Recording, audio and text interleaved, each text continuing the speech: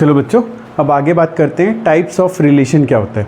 Types of relation पढ़ने से पहले हम इन्वर्स ऑफ ए रिलेशन भी पढ़ लेते हैं, छोटा सा है उसको समझ लेते हैं। इन्वर्स ऑफ ए रिलेशन क्या? इन्वर्स ऑफ ए रिलेशन, किसी रिलेशन का inverse, inverse of a relation, inverse of a relation को भी समझ लेते हैं। जैसे हमारे पास एक रिलेशन आर डिफाइन है, are 1, A 2, B 2, B 3, C, ये हमारे पास एक रिलेशन डिफाइन है आर जिनमें ऑर्डर्ड पेयर हैं 1, A 2, B 3, C। अब ये रिलेशन डिफाइन है A to B।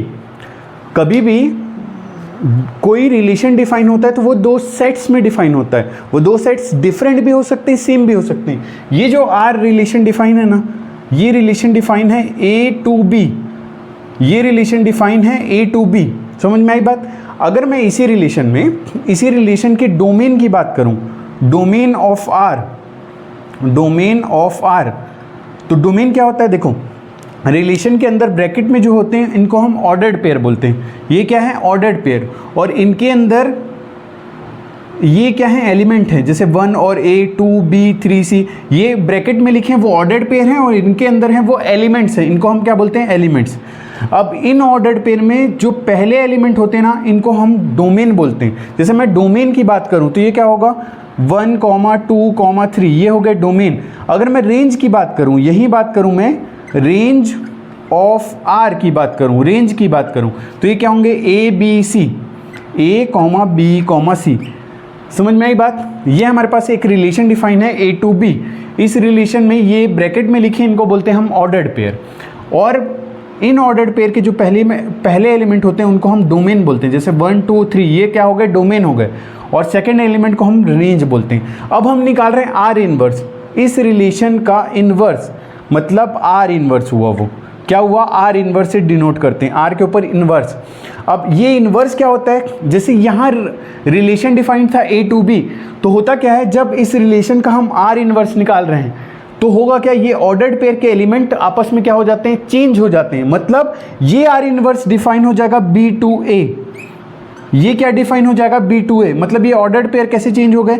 ये A, 1 हो गया, B, 2 हो गया और C, 3 हो गया। मतलब ये जो ऑर्डर्ड पेयर के जो एलिमेंट्स होते हैं ना, ये आपस में चेंज हो जाते हैं। जैसे यहाँ 1, A था तो ये A, 1 हो गया, 2, B था, ये B, 2 हो गया, ये 3, C था, ये C, 3 हो गया। ये हो गया हमारा आर इनवर्स। अब इस आर इनवर्स जो रिलेशन है, इस रिलेशन आर का आर इनवर्स, इसमें हम डोमेन की बात करें, डोमेन ऑफ आर इनवर्स की बात करें तो क्या होगा? इस आर इनवर्स के जो ऑर्डर्ड पेयर के पहले एलिमेंट हैं उनको क्या बोलेंगे? हम डोमेन बोलेंगे। ये क्या हो गया? A, B, C, यही क्या है? ये रेंज है आर की, तो ये इक्वल हो गया रेंज ऑफ आर। तो रिलेशन समझ में आ रहे हैं? डोमेन ऑफ आर इनवर्स, जो डोमेन आर इनवर्स में जो डोमेन आ रहे हैं वही रेंज है आर के। वैसे मैं बात करूं range of are inverse, range of are inverse की बात करूं तो इनमें कौन कौन से एलिमेंट आएंगे? 1, 2, 3, 1, 2, 3, जो कि है डोमेन ऑफ आर हैं, जो कि हैं डोमेन ऑफ आर। तो रिलेशन समझ में आ रहा है? Domain of R. तो ये रिलेशन बनता है आर और आर इनवर्स में। आर देखो, किसी भी रिलेशन का इन्वर्स क्या होता है? इन्वर्स ऑफ ए रिलेशन क्या होता है? रिलेशन में जो ऑर्डर्ड पेयर होंगे ना, उनके एलिमेंट आपस में क्या हो जाते हैं? चेंज हो जाते हैं, उन्हीं को हम बोलते हैं इन्वर्स ऑफ ए रिलेशन। बात समझ में आई? अब बात करते हैं टाइप्स ऑफ रिलेशन। नेक्स्ट हम पढ़ने जा रहे हैं, क्या पढ़ने जा रहे हैं? Types of relation. नेक्स्ट हम पढ़ने जा रहे हैं types of relation. Types of relation में जो हम पहला टाइप पढ़ने जा रहे हैं उनको बोलते हैं एम्प्टी रिलेशन। क्या? एम्प्टी रिलेशन, या इसी को वॉइड रिलेशन भी बोलते हैं। हम एम्प्टी बोलें या वॉइड बोलें, एम्प्टी रिलेशन या वॉइड रिलेशन की बात करें तो एक रिलेशन, हमारे पास एक सेट डिफाइन है A = 1, 2, 3, एक सेट है। अब इन्हीं सेट में एक रिलेशन डिफाइन है R = x, y such that x + y = 10। हमारे पास एक रिलेशन डिफाइन है x comma y, ordered pair x comma y such that x plus y equal to 10, और ये रिलेशन डिफाइन है a टू a। क्या डिफाइन है? दो सेट्स में, दो सिमिलर सेट्स में डिफाइन है, a टू a डिफाइन है, ये रिलेशन डिफाइन है a टू a। समझ में आई बात? अब देखना ये है कि इस रिलेशन में कौन कौन से ऑर्डर्ड पेयर आएंगे, मतलब एलिमेंट, जिन ऑर्डर्ड पेयर में एलिमेंट का sum x plus y equal to 10, जिन एलिमेंट्स का सम 10 होगा वो ऑर्डर्ड पेयर आएंगे। जैसे यहाँ लिखा हुआ है ऑर्डर्ड पेयर एक्स वाई इस रिलेशन में है कब? जब x plus y equal to 10 होगा। तो हमको देखना पड़ेगा कि इस रिलेशन में कौन कौन से ऑर्डर्ड पेयर आएंगे। तो ये रिलेशन डिफाइन है a टू a। तो हम सबसे पहले क्या करते हैं? कार्टेशियन प्रोडक्ट निकाल लेते हैं, मतलब हम निकालेंगे a क्रॉस a, हम निकाल लेते हैं a क्रॉस a, 1,2,3 क्रॉस 1,2,3, ये हो गया। अब हम 1,1 कौन कौन से ऑर्डर्ड पेयर आएंगे? 1,1, 1,2, 1,3, वैसे ही 2,1, 2,2, 2,3, वैसे ही 3,1, 3,2, 3,3, ये हमारे पास आ गए ऑर्डर्ड पेयर। अब देखेंगे कि इस रिलेशन में कौन कौन से ऑर्डर्ड पेयर इस रिलेशन को सेटिस्फाई कर रहे हैं। देखो एक्स वाई ऑर्डर्ड पेयर इस रिलेशन में आएगा कब आएगा? जब x plus y equal to 10 होगा। तो हमको वो ऑर्डर्ड पेयर देखेंगे जिनमें एलिमेंट्स का सम 10 हो रहा है। ये रिलेशन का सेट बिल्डर फॉर्म है, ये सेट बिल्डर फॉर्म में लिखा हुआ है। हम रोस्टर फॉर्म में देखते हैं कौन कौन से ऑर्डर्ड पेयर आते हैं। तो यहाँ देखो 1 प्लस 1 क्या हो रहा है? 2, 1 plus 2 3, 1 plus 3 4, 2 plus 1 3, 2 plus 2 4, 2 plus 3 5। कोई से ऑर्डर्ड पेयर आ रहे हैं क्या? इस रिलेशन में कोई से भी ऑर्डर्ड पेयर आ रहे हैं क्या? तो इस रिलेशन में एक भी ऑर्डर्ड पेयर नहीं आ रहे हैं। क्या इस रिलेशन में कोई ऑर्डर्ड पेयर आ रहा है क्या? किसी ऑर्डर्ड पेयर में एलिमेंट्स का सम x प्लस 10 है क्या? इन ऑर्डर्ड पेयर में किन्हीं भी एलिमेंट्स का सम 10 आ रहा है क्या? नहीं आ रहा है। तो इस रिलेशन में कोई भी ऑर्डर्ड पेयर आया क्या? नहीं है। तो जिन रिलेशन में कोई भी ऑर्डर्ड पेयर नहीं आता उन रिलेशन को हम क्या बोलते हैं? एम्प्टी रिलेशन या वॉइड रिलेशन। फिर से एक बार, जिन रिलेशन में कोई भी ऑर्डर्ड पेयर नहीं आते उन रिलेशन को हम क्या बोलते हैं? एम्प्टी रिलेशन बोलते हैं। समझ में आई बात? अब एक बात आती है, क्या ये रिलेशन, ये जो रिलेशन है ये ऑलवेज एम्प्टी रिलेशन होगा क्या? क्या ये रिलेशन ऑलवेज एम्प्टी रिलेशन होगा क्या? तो देखो ये रिलेशन इस सेट के लिए एम्प्टी रिलेशन है, ये रिलेशन इस सेट के लिए एम्प्टी रिलेशन है। मतलब ज़रूरी नहीं है कि ये रिलेशन ऑलवेज एम्प्टी रिलेशन होगा।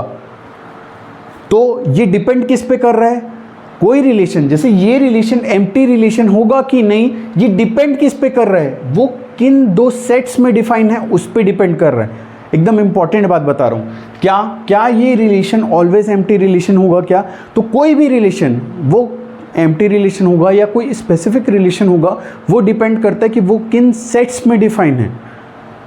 जैसे ये रिलेशन इस सेट के लिए एम्प्टी रिलेशन है, लेकिन ये रिलेशन क्या ऑलवेज एम्प्टी रिलेशन होगा क्या? नहीं, ये रिलेशन ऑलवेज एम्प्टी रिलेशन नहीं होगा। ये रिलेशन डिपेंड करता है कि वो किन सेट्स में डिफाइन है, उस हिसाब से हम बोलेंगे कि वो रिलेशन एम्प्टी है या कोई स्पेसिफिक रिलेशन है। जैसे मैं अगर यहाँ ए सेट, देखो ए सेट में एलिमेंट है 1, 2, 3, 1 2 3 इसमें एलिमेंट प्रेजेंट है। अगर मैं इसी को 1 2 3 4 5 तक कर दूं तो क्या ये रिलेशन एम्प्टी रिलेशन रहेगा क्या? मैं यहाँ एलिमेंट 1 2 3 4 5 कर दूं तो क्या ये रिलेशन एम्प्टी रिलेशन रहेगा क्या?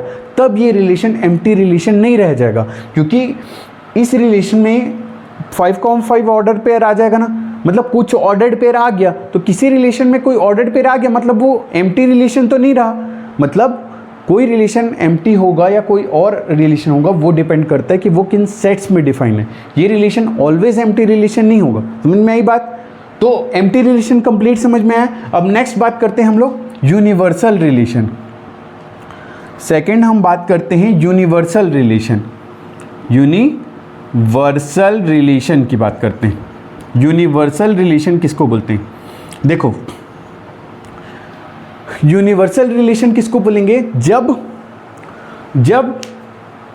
रिलेशन के ऑर्डर्ड पेयर कार्टेशियन प्रोडक्ट के ऑर्डर्ड पेयर के इक्वल हो जाएं। जब रिलेशन के ऑर्डर्ड पेयर कार्टेशियन प्रोडक्ट के ऑर्डर्ड पेयर के इक्वल हो जाएं, तब हम उस रिलेशन को बोलते हैं यूनिवर्सल रिलेशन। मतलब मैं क्या बात बोल रहा हूँ? मैं बोल रहा हूँ जब किसी रिलेशन के ऑर्डर्ड पेयर कार्टेशियन प्रोडक्ट के ऑर्डर्ड पेयर के इक्वल हो जाएं तब हम उस रिलेशन को बोलेंगे यूनिवर्सल रिलेशन। लेकिन देखो यहाँ मैं A cross A equal to R लिखा हूँ, मतलब कोई रिलेशन, जैसे ये रिलेशन सेम सेट्स में डिफाइन है इसलिए मैं A क्रॉस A लिखा हूँ। हो सकता है कोई रिलेशन यूनिवर्सल रिलेशन हो A टू B में, यहाँ सिमिलर सेट में, मतलब ये मैं ये सेट को लेके चल रहा हूँ, मतलब A इक्वल टू 1, 2, 3, 1, 2, 3 ले रहा हूँ।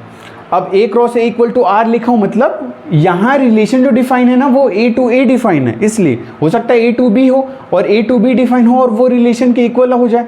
तो ये यूनिवर्सल रिलेशन किसको बोलते हैं कि जब रिलेशन के ऑर्डर्ड पेयर कार्टेशियन प्रोडक्ट के ऑर्डर्ड पेयर के इक्वल हो जाए तो उस रिलेशन को हम यूनिवर्सल रिलेशन बोलेंगे। जैसे यहाँ एक रिलेशन डिफाइन है R x, y such that x plus y less than equal to 6।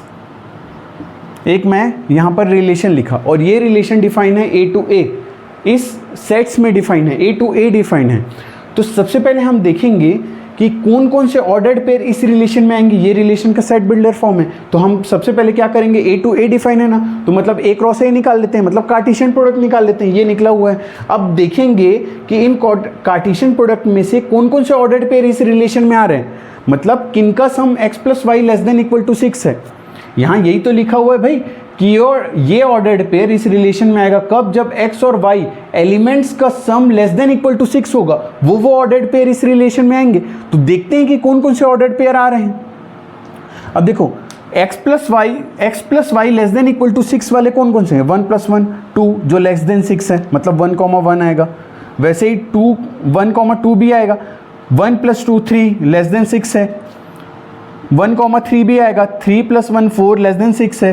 वैसे ही 2, 1 2, 2 2, 3, वैसे ही 3, 1 3, 2 3, 3 ये सारे रिलेशन आएंगे। देखो 3, 1 4 लेस देन 6 है, 3, 2 3 प्लस 2 क्या हो गया 5 लेस देन 6 है, 3 प्लस 3 6 इक्वल टू 6 है। मतलब यहाँ कंडीशन क्या है, वो ऑर्डर्ड पेयर इस रिलेशन में आएंगे जो लेस देन इक्वल टू 6 होंगे, मतलब x plus y less than equal to 6 वाले ऑर्डर्ड पेयर इसमें आएंगे। तो इसमें सारे कार्टेशियन प्रोडक्ट के ऑर्डर्ड पेयर आ गए। मतलब हुआ क्या, यहाँ r इक्वल टू हो गया a क्रॉस b के, यहाँ r इक्वल हो गया a क्रॉस b से, मतलब ये यूनिवर्सल रिलेशन है। ये रिलेशन क्या है, यूनिवर्सल रिलेशन है। समझ में आई बात। जब रिलेशन के ऑर्डर्ड पेयर कार्टेशियन प्रोडक्ट के ऑर्डर्ड पेयर के इक्वल हो जाए तो उस रिलेशन को हम क्या बोलेंगे, यूनिवर्सल रिलेशन बोलेंगे। फिर यहाँ पर एक बात आती है कि क्या ये रिलेशन यूनिवर्सल रिलेशन होगा क्या ऑलवेज, क्या ये रिलेशन ऑलवेज यूनिवर्सल रिलेशन होगा क्या, नहीं। ये रिलेशन डिपेंड करता है कि किन सेट्स में डिफाइन है वो, ये रिलेशन डिपेंड करे। जैसे ये रिलेशन इस सेट के लिए एम्प्टी रिलेशन है, ये सॉरी यूनिवर्सल रिलेशन है, ये रिलेशन इस सेट्स के लिए क्या है, यूनिवर्सल रिलेशन है। ये A टू A डिफाइन है ना, तो ये रिलेशन ऑलवेज यूनिवर्सल रिलेशन रहेगा क्या, नहीं। ये डिपेंड करता है कि ये किन सेट्स पे डिफाइन है। ये रिलेशन इस सेट्स में डिफाइन था तो हम क्या बोले कि ये रिलेशन क्या है, यूनिवर्सल रिलेशन। बात समझ में आई, पूरा अच्छे से बात समझ में आया कि एम्प्टी रिलेशन किसको बोलते हैं, यूनिवर्सल रिलेशन किसको बोलते हैं। अब मोस्ट इंपॉर्टेंट टॉपिक आगे पढ़ेंगे हम, reflexive relation, symmetric relation and transitive relation. Chapter number 1 से most important question reflexive, symmetric and transitive relation पर बनते हैं। समझ में आई बात। तो आगे डिटेल में समझेंगे कि रिफ्लेक्सिव रिलेशन किसको बोलते हैं, सिमेट्रिक रिलेशन किसको बोलते हैं, ट्रांजिटिव रिलेशन किसको बोलते हैं। पहले इसका स्क्रीनशॉट ले लीजिए और इस वीडियो को अच्छे से पढ़िए, फिर हम आगे टॉपिक को पढ़ेंगे। समझ में आई बात।